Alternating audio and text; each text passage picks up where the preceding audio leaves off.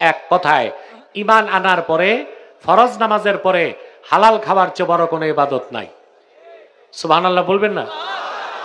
সমস্ত ইবাদত কবুলের জন্য আর দোয়া কবুলের শর্ত হচ্ছে হালাল খাওয়া। কি খাওয়া?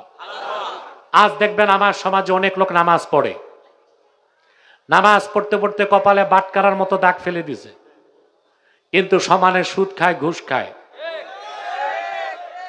এতিম ভাতিজার সম্পদ লুণ্ঠন করে, বিচার আচারে বসলে দুই দিক থেকেই বাইপাস করে। কেন? নামাজির তো এই চরিত্র হইতে পারে না। আল্লাহ কোরআনে গ্যারান্টি দিচ্ছেন। আল্লাহ রাব্বুল আলামিন বলেন, উতলু মা উহিয়া ইলাইকা মিনাল কিতাবি ওয়া আকিমিস সালাতা ইন্নাস সালাতা তানহা আনিল ফাহশাই ওয়াল মুনকার। আল্লাহ রাব্বুল আলামিন বলেন, প্রিয় হাবিব মুহাম্মদ সাল্লাল্লাহু আলাইহি ওয়াসাল্লাম, আপনার উপর অবতীর্ণ কোরআন আপনি তিলাওয়াত করুন, নামাজ প্রতিষ্ঠা করুন, আর উম্মতকে বলে দেন মুমিনের সঠিক নামাজ তাকে সব গুনার কাজ, অশ্লীল কাজ থেকে রক্ষা করে। মুমিন যে 5 ওয়াক্ত নামাজ পড়ে সে নিয়মিত সুদ খাবে না, ঘুষ খাবে না, জেনা করবে না, পরেরটা মেরে খাবে না। আল্লাহর কথা তো চিরসত্য, মহাসত্য, ধ্রুব সত্য।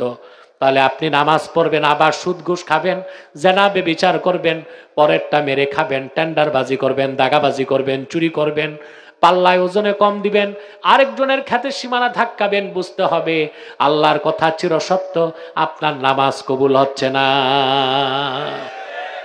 আপনার নামাজ আদা এক জিনিস, আর নামাজ কবুল।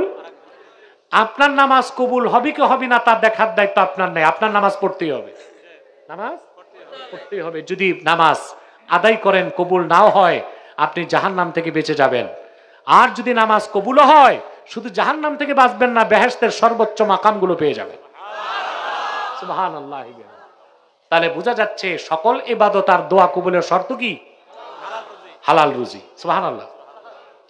দোয়া কবুলের জন্য তো দুইটা জিনিস লাগবে, একটা হচ্ছে আকলুল হালাল, আর একটা সিদকুল মাকাল।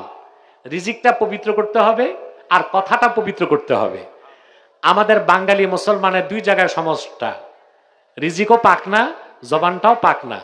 আমরা যখন রেস্টুরেন্টে বসি সমানে গীবত শেকায়েত করি, মিথ্যা বলি, চগলখুরি করি, আমাদের কথা না পাক করি।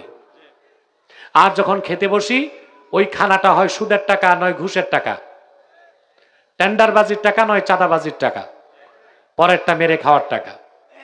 মুসলমান, আপনি যদি ঈমান আনার পরে ফরজ ওয়াজিব সুন্নতের পরে আপনার জবানটা পাক করতে পারেন, রিজিকটা পাক করতে পারেন, আল্লাহর বেহেশতে যেতে আপনার 1 সেকেন্ড দেরি লাগবে না, মৃত্যুর সাথে সাথেই বেহেশত পেয়ে যাবেন।